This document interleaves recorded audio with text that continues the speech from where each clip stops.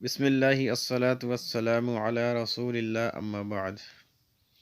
سونے سے پہلے کے اذکار۔ سب سے پہلے ذکر و اذکار کی اہمیت اور اس کی فضیلت بیان کرتے ہیں۔ اللہ تعالیٰ قرآن میں فرماتا ہے الذین یذکرون اللہ قیاما وقعودا وعلی جنوبہم ویتفکرون۔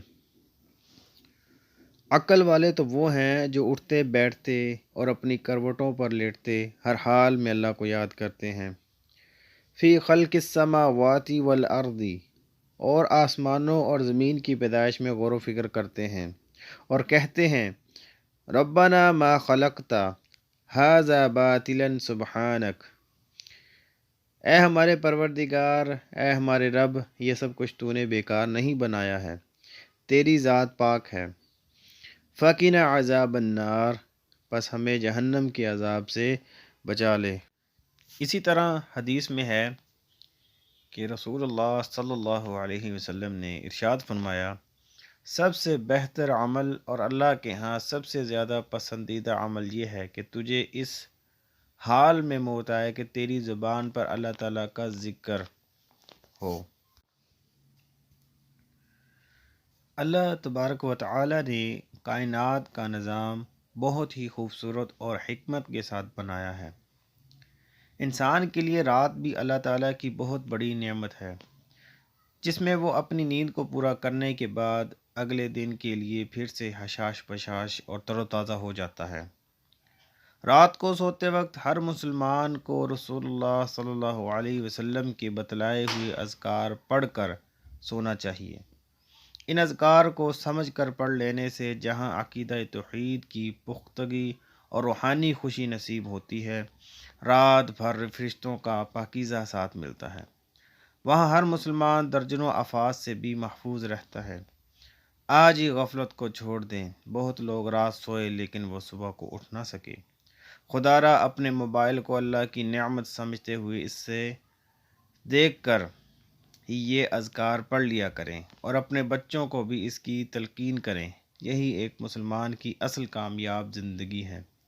باوضو دائیں کروٹ سویا کریں اور سونے سے قبل مدرجہ ذیل صورتیں اور اذکار پڑھیں۔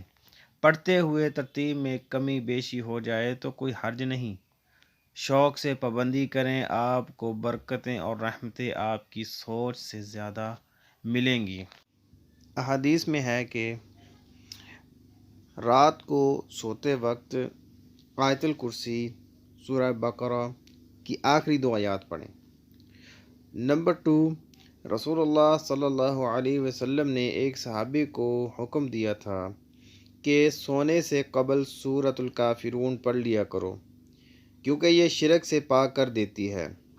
نمبر 3، رسول اللہ صلی اللہ علیہ وسلم رات کو جب اپنے بستر پر تشریف لاتے تو اپنی ہتھیلیوں کو اکٹھا کر کے ان میں آخری 3 کل پڑھتے ہوئے پھونک مارتے اور پھر اپنے سر اور چہرے سے لے کر پورے جسم پر جہاں تک ممکن ہوتا ہاتھ پھیر لیتے، اور آپ ایسا 3 مرتبہ کرتے تھے۔